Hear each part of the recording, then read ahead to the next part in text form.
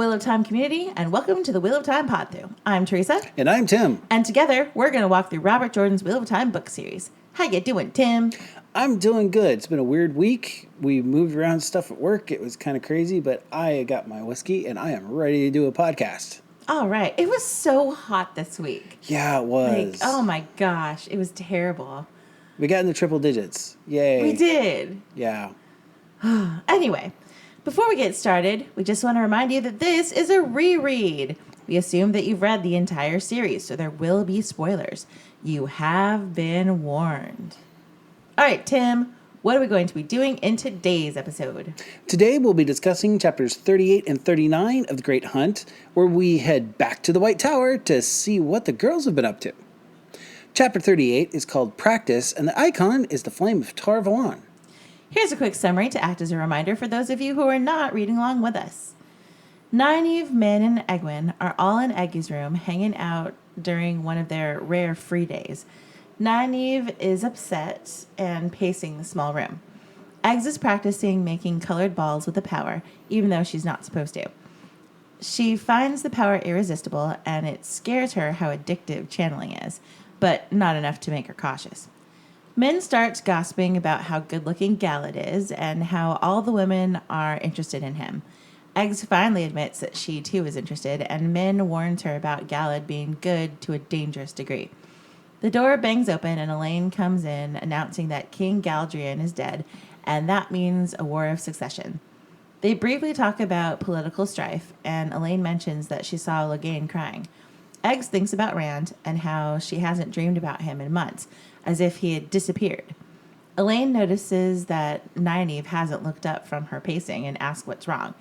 Min says that another accepted was bullying Nynaeve, so she clouted her in the ear and was sent to Sheriam's study for punishment. Because of course she does. Right. Nynaeve overhears this, and suddenly a wind rises up, blowing Min off of her stool and throwing the door open. Nynaeve apologizes for her temper, and Min accepts easily, laughing about it. Nynaeve notices that Elaine and Egwene are both playing with the power and tells them to stop or they'll be sent to Sheriam. The girls talk about how rigorous their studies are, how much the tower demands of them, and Elaine asks Min what she sees and if they will be powerful Aes Sedai someday. Min protests that she doesn't like to read friends, but then she notices something new. She sees that the three of them are in danger or will be very soon. Elaine tries to change the subject back to something lighter, but the door opens again and Liandrin is there. She tells Nynaeve that, as accepted, she shouldn't be associating with lowly novices, but her being there saves Liandrin the trouble of finding her. She orders Min and Elaine out. She asks the girls if they are from the same village as the boys who traveled with Moraine. They ask if Liandrin has word of the boys, and she tells them that the boys are in danger. Nynaeve demands to know how she knows that, and Liandrin says that Moraine sent letters to the tower. She asks if the girls are willing to help, and Egwene immediately agrees. Nynaeve, however, asks a few more questions and gets dodgy Aes Sedai answers. Liandrin wants them to go to Toman Head, and Egwene runs over Nynaeve's protest to say that they will help. They have to. Nynaeve wants to know why them. What can they do that Moraine or Liandrin cannot? Liandrin is fed up with Nynaeve's questions, but she tells the girls that they have a connection with the boys because they come from the same village. She tells them where to meet her and to tell no one about this. She warns them that the Black Aja walks the halls of the White Tower, and if they're not careful, they won't live long enough to leave the tower to be of help to the boys. Liandrin exits, leaving Eggs and Nynaeve to wonder how much she knows about Rand. Elaine and Min burst in, saying that they listened from Elaine's room next door and asks if they really are going. Nynaeve tells them that they have to keep it a secret, and both Min and Elaine say, screw that, they're coming too. Nynaeve argues with them, trying to convince them to stay, especially Elaine, but Elaine wants to go off adventuring, and she won't be dissuaded. Min tells her that she thinks Elaine is just as connected to this as the rest of them, and the pattern implies that she has to go with them. Nynaeve gives in, and they get to planning. Egwene worries over what danger Rand could be in, and wills him to hang on until she can get there to help him. I'm not a fan of this chapter. We've already said this before, but the dialogue between the girls in this book is just frustrating. Yeah. I just feel that the level of conversation is something younger girls may have, and Egwene is a little old for this. Yeah, although I do think it's a little better than it was in the previous section with the girls. It is getting a little better, yes. But yeah, I think Jordan fell into that trap of thinking that girls only talk about frivolous things like boys or complain about how many dishes they have to wash. And that is the majority of what the Supergirls talk about in The Great Hunt until the Black Aja literally comes to their door. Yeah. You know? It's really kind of frustrating. It is. It really is. It gets better. You just got to hang on for these first couple books until Jordan kind of gets his legs about him, and then things get much, much better. Well, and the girls grow up a lot over the next couple books. Like, maturity-wise. Yeah. Yeah, absolutely. One thing I did like was that Egwene and Elaine, they're juggling those balls of light. It's the first light-hearted use of magic that we've seen. And it's nice to be reminded that magic does not always have to be used as a tool or only in dire circumstances. Yeah. And who wouldn't want to do this, like, fun juggling of the balls? It just looks like fun. Yeah, it would be fun. Also, Egwene is so frustrating here. She knows that she's not supposed to channel and keeps justifying it in her own head. Yeah. She keeps doing this, not just here, but later with the wise ones. She makes an exception to every rule that she thinks is dumb or that she deems unnecessary, so that she doesn't have to apply it to herself. Yeah. I could just be upset because in the last chapter we learned that in alternate universes she dies from using the power without proper training. Or because I'm old and kids just need to listen to their teachers. Get off my lawn. Yeah. So, Eggs definitely should have hooked up with Galad instead of Gawain. Neither of them is my favorite person, but Gawain really sucks. And it's so obvious that she preferred Galad, you know? I mean, Gawain wasn't even on her radar in The Great Hunt. Right? And the feeling was definitely mutual. I mean, Galad really liked Egwene and wanted to pursue a relationship. Like, I'm not really sure what happened, you know? Like, her feelings for Gawain seemed to come out of nowhere because she was all about his brother here. The really bad conspiracy theorist inside me says maybe at some point Jordan was writing and did a find and replace, and okay, that's not what happened. That would caught an edit, but in my mind, I get this like Jordan's, it's like just word processing and copy and pastes and Alt F and find and replace all. And oops, oh, well, I published it. I'm stuck with it now. Yeah, I don't think that's what happened. That's definitely not what happened. But I'm a little confused about what happened, like why it switched, because she was definitely very obviously into Galad. Yeah, and thinking to the end of the story, like had Egwene and Galad gotten together, I mean, talk about the ultimate The White Cloaks and the White Tower. The ultimate reconciliation of two completely disparate powers. It would have been It would have been an interesting that arc. would have been epic. You know, I don't think it would have been possible with the way things played out in the story as it is. But if she had stayed with him, maybe things would have played out very differently. Yeah, interesting. Lines of if. I'm just saying. Yeah. Yeah. You know, Elaine gets a lot of flack for being self-absorbed and for acting like a princess, but I've never really been on that bandwagon. Me neither. Like, between the rest of the Supergirls, I think Elaine is the most empathetic. Oh, yeah, for sure. She may be a princess, but she was raised to put the needs of other people first. And I think that, especially when put up against Egwene, who is really very sort of self-absorbed, she comes off as a person who is more likely to think about consequences and how others are impacted. Yeah. I like how she talks about Logain in this chapter. Like, the book says, "I know what he is," Elaine said calmly. Or rather, what he was. He isn't anymore, and I can feel sorry for him. This is something that no other person in the tower has said. So, Elaine's pretty cool. Yeah, definitely. I agree. I don't know why people hate on Elaine so much. I think she's great. I love when Nynaeve lets her temper get the better of her and a gale of wind blows Min off her stool. It's such a goofy thing. And Right? Yeah. Nynaeve was horrified because she didn't mean to. The power just came bursting out of her. And I love how cool Min is. She just laughs it off and says that she'll forgive Nynaeve for her temper if Nynaeve forgives Min for her big mouth. And then it ends with, but if you do it again, Min said with a laugh, I might clout your ear. Next time, Nynaeve replied, I'll throw something at you. Min is fantastic. Yeah. She gets along well with Nynaeve. She does. And maybe it's because they're both a little bit older than the other two. Probably. And they're both from the same part of the world. Mm-hmm. And they both have similar, simple folk upbringing, Yeah. Like their values are similar. Mm-hmm.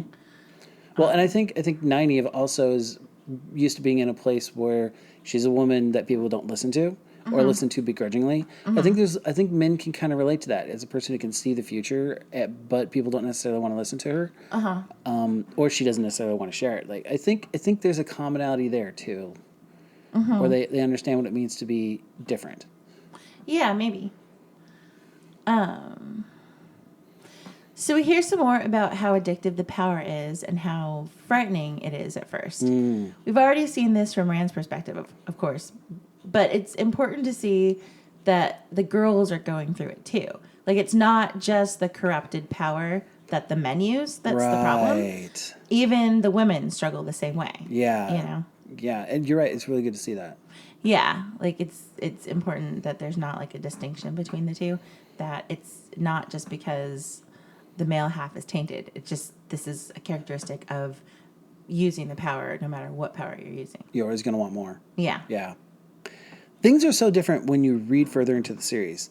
While I do 100% believe that Min has a personal rule that she does not read for friends, that is not why she has stopped reading for Elaine. She knows that she and Elaine will share a man. They're tied. I think she would be less reluctant to read Nynaeve or Egwene, but reading Elaine has got to be sticky. And it's more than just sharing a lover thing. What I realized this time around is that Min does not ever get visions of her own destiny except when it's tied to other people. Elaine is the only person in her life right now, physically near her, that she is tied to. In other words, she is kind of insulated from seeing her own destiny as long as it's not tied to other people that she views. Seeing her own future has got to be really disconcerting and feel like you don't have any power over your own life. That's the real reason I think Min does not read Elaine unless she can help it. Yeah, that makes sense, actually. I couldn't let this part go without a mention. Quote, Min, if you put on a dress, I'll wager Gowan would ask you to go walking with him. You know, he's been looking at you, but I think the breeches in the man's coat put him off. I dress the way I like, and I won't go changing for a lord, even if he is your brother. End quote. Damn, Skippy. You go, girl. Screw the patriarchy. Yeah. I'm all for that. Like, he's going to take her for how she is, or he's not, and whatever. She doesn't care. Absolutely. It's really cool. Yeah. So, mere minutes after Min says they're in danger, Leandrin comes in. Could she be any more obviously a black hat? Like, she may as well be wearing a badge that says, "Hi, I'm Black Aja. Ask me how." We have cookies. And Egwene is so quick to agree with everything Leandrin is saying. Yeah, she is. I get that Egwene wants to be an Aes Sedai, and that she has no reason to doubt that Leandrin is telling the truth. But when Nynaeve questions Leandrin about where they're going, Egwene basically rolls her eyes and gets exasperated with her. Things are not adding up, and Nynaeve is doing the math, while Egwene is blinded by emotion, trying to save her friends. Nynaeve and Perrin have a lot in common at times. How so? Because Nynaeve is actually putting two and two together, thinking about the consequences. Where is this going? Perrin's the same kind of person to stop and think about what's going to happen if we do this. Yeah, that's true. Okay. Leandrin's story about needing them to go to Tolman Head is not that bad as far as convincing lies go. Okay. She says Moraine has recommended this, drops in a little Black Aja fear and paranoia, lays on the "don't you want to save your friends" guilt and plays these newly recruited initiates like a fiddle. If there's a lesson that they should take away from this experience, it's to always trust Nynaeve's gut. Right? Always. Okay, so I'm on board with Egwene and Nynaeve going to help the boys because they're from the same village. I'm also on board with Min trying to tag along because she's really just science experiments with the Browns that they're studying her, you know? Elaine is the daughter heir of Andor, and they're going into a war zone. Yeah. Nynaeve is 100% right that this could start a completely different war. Yeah. Elaine's justification in this is basically, I'm not staying behind to wash dishes while you guys go off adventuring. I mean, I get it. I do. And Nynaeve is right when she says, this is foolishness. Yeah. But a princess is also skilled in the game of houses, aka blackmail, so she gets to go. I take back what I said earlier about her being a good person. She's a great politician. Wow. Take that for whatever you've. Okay, Yes. yeah. Well, okay, so ultimately the girls are just really naive at this point, you know? Yeah, Like, true. Elaine thinks that Morgase would never start a war with Tarvalon, no matter what. So she's free to go off adventuring with no problem. Yeah. And all she can think about is the glory and excitement and making her brother jealous, but not the reality. Right. Because, of course, as the daughter heir, she has lived a very pampered and sheltered life. So she doesn't understand, Nope. you know? And Egwene is so enamored with Aes Sedai that she's willing to trust them blindly, even when Leandrin is obviously shady, you know? And yeah. Min just wants to get the hell out of the tower, you know? Like, she also feels trapped by fate. Yeah. And Nynaeve was outvoted, you know, basically. Like, she seems to be the only one who realizes that this is a very bad plan. But she has been so biased against Aes Sedai that the others don't take her seriously because it's just more bluster, Yeah. you know? Yeah. So they're just really young and really green. Grr. I don't like this chapter. You mentioned that. But I wonder how it would feel if it came from a point of view other than Egwene. Like, Yeah, you really don't like Egwene. no, I try not to let it taint my opinion, but I can't wait for book 4 when Egwene and Elaine are a little more mature and much more believable as characters. Yeah. I do like the part where it says, quote, "If we are all going," Nynaeve said, "then we'd best be about making plans." However much she might argue beforehand, once a course of action has been decided, Nynaeve always went right to the practicalities. That's my girl. I'm the same way. Like, I will argue until I am blue in the face. But once a decision has been made, then it's time to make it work the best way I know how. You know? Exactly. It's one of the things I like about you. Aw. That wraps up chapter 38. Chapter 39 is called Flight from the White Tower, and the icon is the Evan de Sora leaf. The girls dress themselves as nobles with Min as a servant in order to sneak out of the tower. They dodge Aes Sedai, worried about being recognized, and Elaine is excited to be on a real adventure. They make it to the stable, and Nynaeve demands the horses saddled. The stableman gives her some trouble because he was only expecting 2, not 4, but Nynaeve threatens him with Leandrin's wrath, and he hops too. Once they are mounted and on their way, things are pretty easy. The guards don't look twice at them. They make it to the Ogier Grove where they're meant to meet up with Leandrin. She is not happy to see the 2 additions after explicitly saying not to tell anyone. Elaine explains that she and Min overheard the situation and that they want to help Rand too.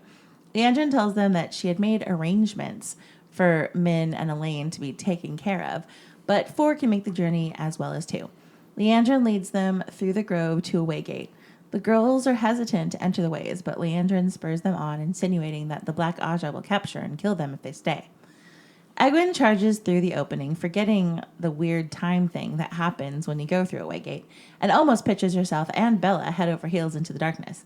She avoids the broken neck she deserved, and sheepishly watches as Nynaeve insists on handing out pole lanterns before slowly entering the ways. Eggs is embarrassed, but Nynaeve smooths it over by teasing her, saying that if she breaks her neck, Nynaeve would see it mended just as she could break it again herself. Their moment of levity is short-lived as Leandrin starts on her path through the ways, and they must quickly follow or be left behind. The ways are just as creepy and confusing as before, and Leandrin is bad guying all over the place. Obvious villains are obvious. They make camp, Leandrin keeping herself separate from the others, and the conversation turns to Rand. Min's not sure that any man is worth all this trouble, and Egwene points out that no one forced her to come. Min tells her that she didn't have a choice because the pattern does what it does. She asks Eggs, what if Rand doesn't marry her? What if he marries Min, or Elaine, or someone else entirely? And she has to admit to herself again that she and Rand are not going to end up together. She warns both Min and Elaine that he will probably not marry anyone. And Elaine tells her that if she's foolish enough to let him go, she can't blame someone else for picking him up. But Elaine says that Eggs will probably choose Green and make Rand her warder. Min watched frowning, and Nynaeve watched Min thoughtfully. Eggs has a fleeting dream where Ishii laughs at her dismissively. Leandrin kicks them all awake because, of course she does. Black Hat's got a black hat. It takes 2 days to get to Toman Head, with Leandrin pushing them hard, but at last they reach their destination. You know, for the first covert op the Supergirls are planning, they came up with a good plan. In later books, they get better at it, but this was a good first time out, I think. They consider what the weather's going to be like in a few months when they come back and plan accordingly. Mm-hmm. They get disguises and try to act the part of lower nobles so people don't notice them. And they come up with a story that makes sure they can get their horses from the stable. You can tell Nynaeve planned this out from the way that she takes the lead. She's doing it right. If only Egwene would stop breaking character, this would have been executed perfectly. The way Elaine asks Egwene, is this what adventuring is like all the time? It flashed me back to the stables at the Wine Spring Inn. When Moiraine is trying to gather the party to leave Edmund's Field, Egwene is so full of excitement, and Rand was all broody about it. Yeah. She was on the other foot now, and it's Egwene's turn to reflect on the things that people don't talk about in the stories. Yeah, definitely. So I love Nynaeve's fake it till you make it approach to this whole thing. Yeah. Like, she's striding through the tower, head held high with all the seeming confidence in the world, marching into the stable like she owns the place. Yep. She is doing very well at playing being a noble, and she expects to be obeyed. Like, Rand could take a few lessons from her. Right? And she's quick to change tactics when it stops working. You know, the groom was told that they were just an accepted and a novice, so he wasn't impressed. So Nynaeve immediately threatens him with Leandrin, who has a reputation for being unpleasant. And all of a sudden, it's smooth sailing again. Like, Nynaeve's got it going on. Yeah. We get our first situation where Nynaeve bullies someone into doing something. And Elaine follows it up with a tip/bribe to soothe it over. Yeah. At this point in the story, I don't think Elaine understands how money can drive a wedge between people. Like, she can be very free with her money because, as daughter heir, money is not hard to come by. Nynaeve's situation is very different, and she does not part with money unless it's necessary. So this becomes a point of friction between the two of them over the next few books. Yeah, that's true. Both need to temper their approach, but they figure it out eventually. Yeah. Elaine has a point, though. Like, the stick and honey approach works wonders for them in their travels. And Elaine and Nynaeve really perfect the good cop, bad cop routine. Yeah, they really do. Yeah. Like, they're actually great together. I'm really glad that we get so much of the two of them together in the series. Yeah, their strengths complement each other very well. Yeah. I find the observation interesting about how guards were meant to keep out those who were dangerous. Apparently, these had no orders about keeping anyone in. I have some friends who work in the IT and the network security areas, and I find this to be a real big flaw in basic security practices. Okay. It actually reflects the arrogance of the tower, allowing people to leave without question and only preventing people from coming in. The biggest threats come when information is leaked or items are stolen and then used against you, both of which happen in later books. It's just as important to guard against people leaving as it is to guard against them coming in. But if you think you're untouchable, your security measures reflect that. I may be a little ranty here, but this is how companies get hacked and private information gets leaked to criminals, and sometimes government operatives' lives get put in jeopardy. And it always comes back to the assumption that something was untouchable, so it was not secured as well as it should have been. Leandrin straight up tells the girls that she's arranged to have Min and Elaine killed. Yup. I mean, they don't take it that way, but that is 100% what she meant. Absolutely. She's being completely honest when she says the Black Aja would have gotten them and killed them. She just left out the part about it being under her orders. Mm-hmm. I make a lot of jokes about obvious villains being obvious, but it's kind of true. Like, it's not Leandrin's job to be mysterious or ambiguous. You know, like Jordan has very few grayish bad guys. Like, even characters that are evil but not technically dark friends, like Elida, are very obvious villains. That's very true. His characters tend to be very morally black and white, and good and evil are painted all over them. Characters like Ingtar and Varen are actually the exception, not the rule. You know, like we're way more likely to see characters like Selene or Leandrin, especially through the first half of the series. But like that's why I felt like Sheriam was a retcon. She doesn't fit Jordan's established pattern, even when taking people like Varen into account. At least that's how I see it. You know, like there are some morally ambiguous characters, but they are few and far between. I absolutely agree. Like that is one of the reasons I don't think Sharam Sadai was started off as Black Aja. I think he changed mind later because he does have those established patterns. Yeah. And she didn't follow any of them. And I mean, I'm not saying that as though it's a bad thing. No. You know, like I know a lot of people actually prefer that their villains are villains and their heroes are heroes and that there's no moral ambiguity. And I think that even though he's very black and white with good and evil, his villains are still very interesting. You know, like Ishmael is a purely evil character. There's no gray about him. No doubt. But he's a very, very interesting villain because of his motivations. So I'm not knocking Jordan. I just think it's really funny that it's like, okay, there's a big neon sign that says a bad guy above these people. You know? True. I really like the exchange between Nynaeve and Egwene after Egwene charges into the Waygate. Yeah.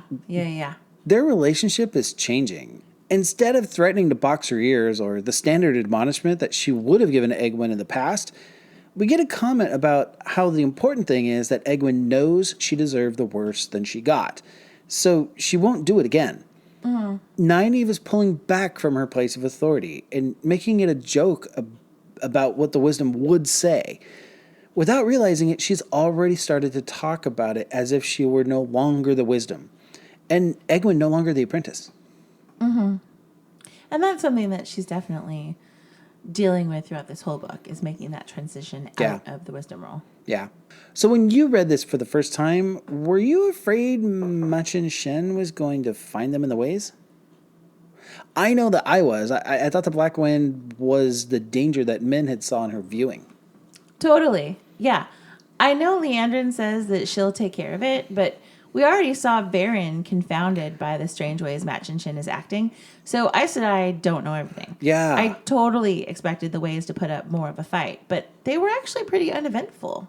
Yeah, I was actually very scared because we had seen Varen fail to and what's Leandrin going to do? Come on. Yeah. Yeah.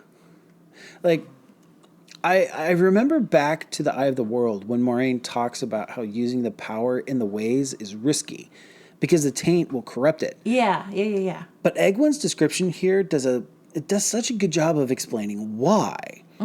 It says she was sure that reaching for the true source here would be like baring her arm to foul, greasy smoke in order to reach a clean cup. Like, it's such a visceral and tangible explanation, and anyone who has ever washed dishes, which should be everybody, can understand this word picture. Like, it's just good writing here. I love it. Yeah, definitely. So Min is not doing okay. She's in a really creepy place, and she just found out that there's literally an unstoppable wind of death that could swoop in on them at any moment. She is also grappling with the inevitability of her future and how she has no choice in her life. Yeah. When she hints to Egwene that she came because the pattern wills it, Egwene completely misunderstands what she is saying. it struck me this time that Min really does not have anyone that she can go to talk about her feelings with. She's got to deal with all of these things that she knows without being able to vent or confide in anyone. Mm-hmm. The pattern does have a lot of explaining to do. Yeah. Because this gift is not as cool as it may look on that to outside observer. Yeah, for sure. So I really appreciate the way Jordan wrote all of these conversations the girls have about Rand. Not just this one, but throughout the whole series. Okay. Women are so often portrayed as catty and cruel, especially when fighting over a man. And I'm so sick of it. Like, yes, that stuff does happen sometimes, but women are just as likely to have an honest and mature conversation about the situation. You know? First and foremost, these women are friends, and they don't want their feelings for Rand to get in the way of that. Jordan played up Egwene's jealousy in these first couple of books, but once she bows out, Elaine, Min, and Avienda handle each other very well. Yes, they do. You know? So Egwene lets Rand go in stages. It's a slow process that started in Faldara, but takes a while to really sink in. Yeah.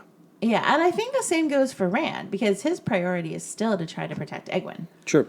They both know that they have no future together, but they can only accept that one piece at a time before it becomes their reality. You know? Yeah. It's hard to let go of someone that you've assumed for years you're going to marry. Yeah, absolutely. Like when they envision their future, they always envisioned it with each other. Always. And so now they know that that's not going to happen, but it's so ingrained in their hearts that it's hard to let that sink in. Yeah. You know, like they release each other, but they have to keep releasing each other until they finally let go of that last claim that they have on each other when they're in Tear. Yeah. And that doesn't just apply to like loving relationships. I mean, I think that's the quintessential definition of your early 20s. Like Yeah. you've gone through high school, you've grown up with whatever family situation you've had, and you got this concept of this is what your life is going to look like. And Right. whether you go to college, whether you don't go to college, whatever you do, those next few years, once you get out of school, are defining like, okay, all these things I've assumed about my life are they really is this really what's going to happen? Yeah, and like all those things that were so important to you Yeah. over time become less important. And like the people that you thought you just couldn't live your life without, you end up drifting away from Yeah. most of them. And there's guilt that gets Yeah. associated with that because those that you've invested so much time in those relationships, or you invested so much time in studying that thing, or working with this group, and all of a sudden Yeah. that's not part of your life anymore, and you feel bad about it. So Yeah. it is a long drawn out process, but I get why it takes them so long to go through it. Definitely. Yeah. And finally, we reach the end of their journey without encountering the Black Wind. Yay. It's time to buckle up because the next few chapters are gonna be rough. Yeah. That's it for chapters 38 and 39 of The Great Hunt. Join us next week for chapters 40 and 41, where it's all a trap. Oh no. We hope that you enjoyed this episode of the Wheel of Time Pod Through. We'll see you again next week. Make sure that you rate and subscribe to us on iTunes or wherever you get your podcasts. If you could leave us a positive review, it really helps us out. It makes us more visible so more people can find us. You can tweet us at WhatPodThrough or email us at whatpodthrough@gmail.com and tell us your thoughts on anything we covered today. That's WOTPODTHRU@gmail.com. Thanks, everybody, and we hope the wheel weaves you in our direction again soon.